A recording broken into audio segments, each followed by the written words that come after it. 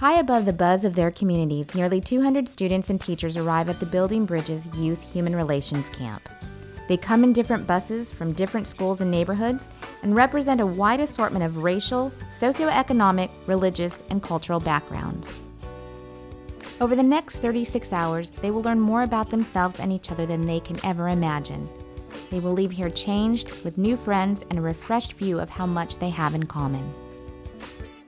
Since 1985, the California Conference for Equality and Justice has taken literally thousands of students to this very site and changed their lives forever.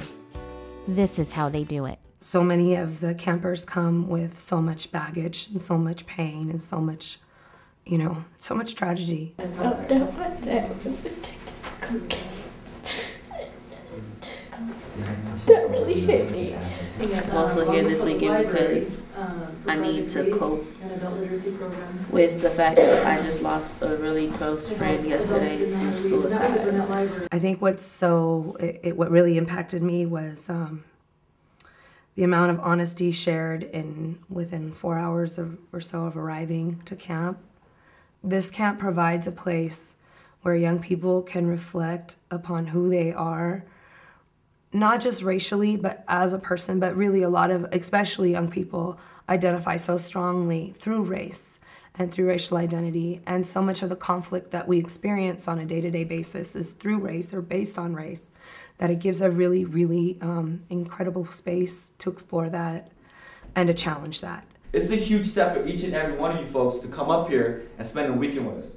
Because darn well, down the hill, there's a lot of other things you could be doing, but you took a risk to come up here. I was really, really nervous. I thought I was not going to be friends with anybody. I'm on the bus up here like, I shouldn't have come. I don't know any of these people. Everyone seemed like they're friends.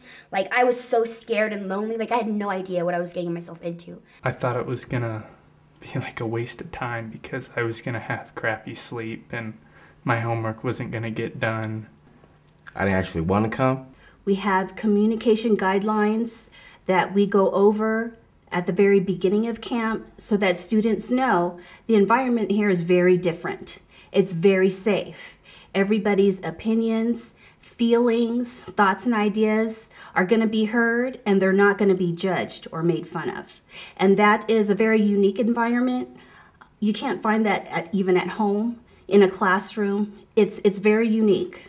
I don't know that I would have an opportunity myself to ever do that if I hadn't come to camp. What surprised me is that when people are biracial, they get put like in a position where they have to choose, like, oh, are you like black or white? You need to choose, because they'll be like, oh, you're not black enough or you're not white enough, and like it surprised me because I didn't really know that like they'll make people like choose what they are when they're both.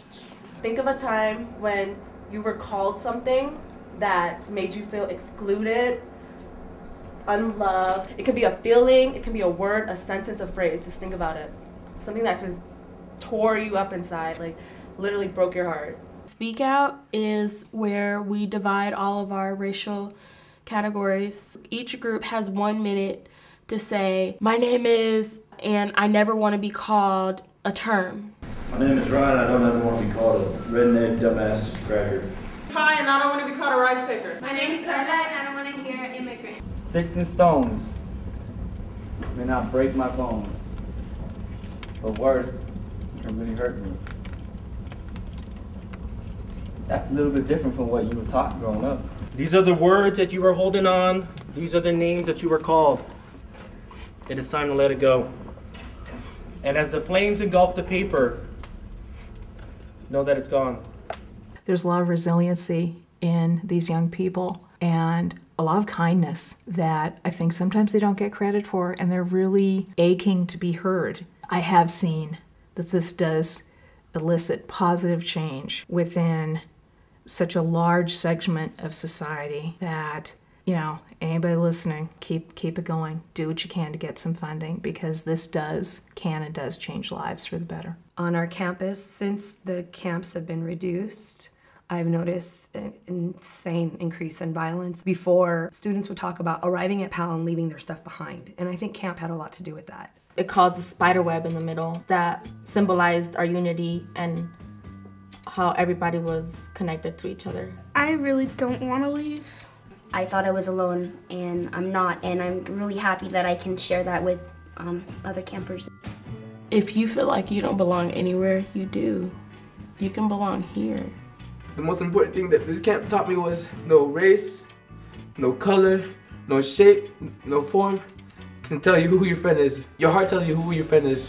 These students will now head down the hill, back to their homes, their schools, and into the real world where they might not be as accepted as they were at the Building Bridges camp.